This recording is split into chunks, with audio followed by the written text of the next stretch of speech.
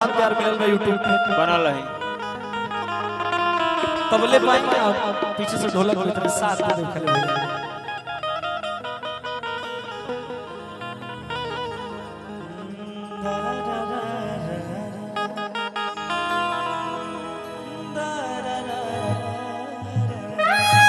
और एक बार मैं चाहता हूं जोरदार की ताली बजाकर स्वागत करें जो आपके स्क्रीन पर आती हैं, जिनको हमेशा आप सब प्यार दुलार देते हैं और सुनते हैं। भोजपुरी के सुप्रसिद्ध गायिका नीचे उतार दी जी जी जी जी जी हाँ बिल्कुल बिल्कुल अनुपमा जी हैं और सामने बैठी हैं। चलिए सब लोगों का आशीर्वाद दे रही है। तब तक अमित भैया एक गीत हाँ बिल्कुल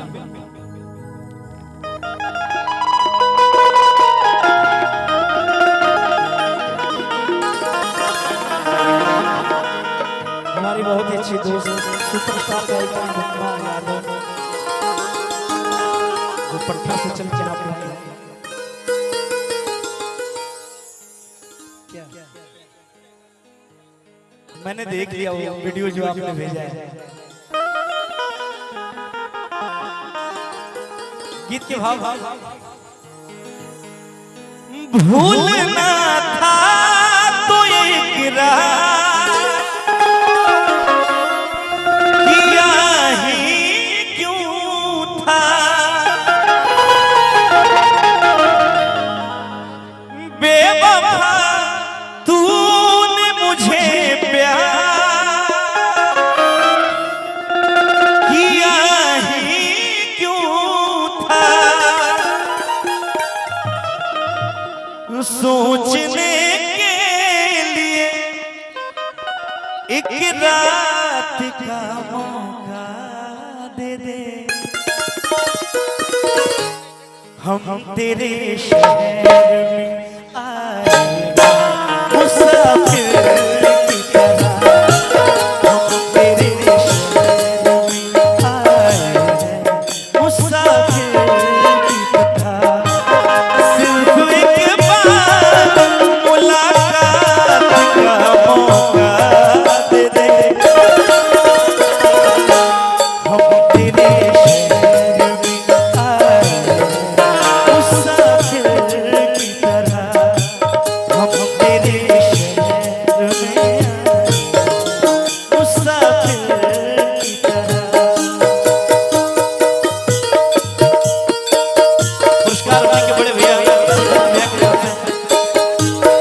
सारा जिला से भेज स्वागत प्रणाम बहुत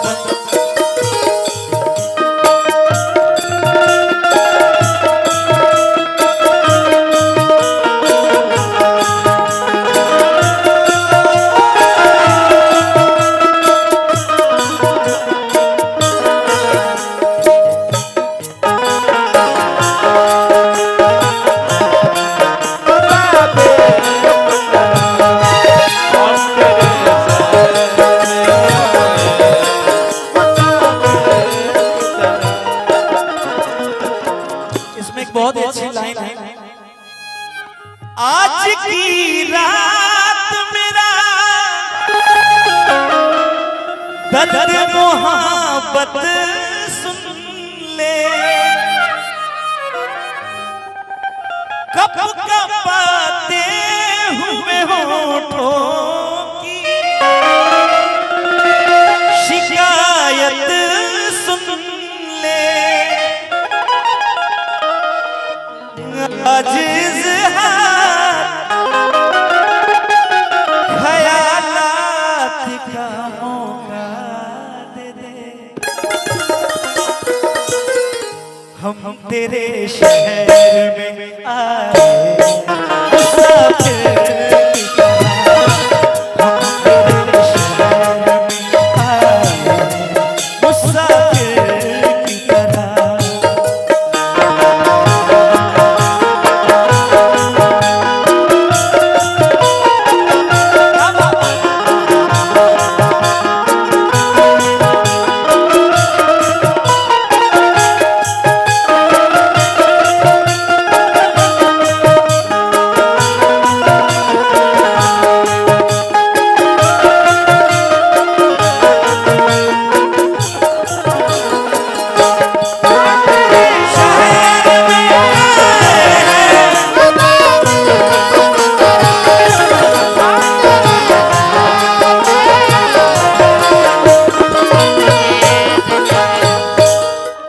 पुरस्कार बनने के स्टेज स्टार गायिका सुपरस्टार अनुपमा यादव जी की तरफ से हजारों हजार रुपए का पुरस्कार का।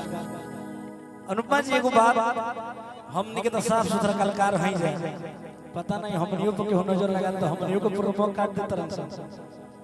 अब का करबू का डोल भैया हमरो प्रोमो लोग काट देता है। गीत के भाव बा, मेरी मंजिल है कहां, मेरा ठिकाना है कहां, सुबह तक तुझसे बिछड़ कर मुझे जाना है कहां,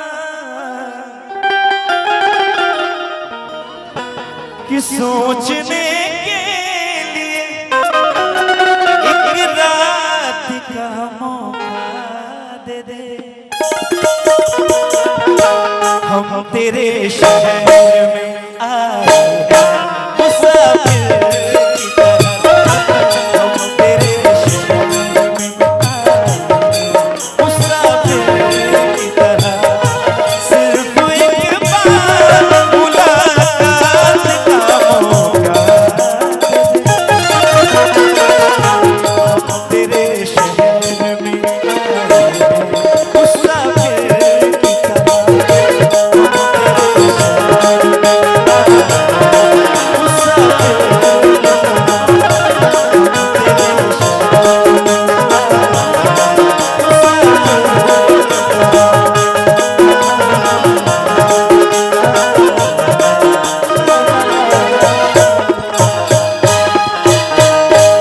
अच्छा लगा तो ताली बजा के जोरदार स्वागत करेंगे।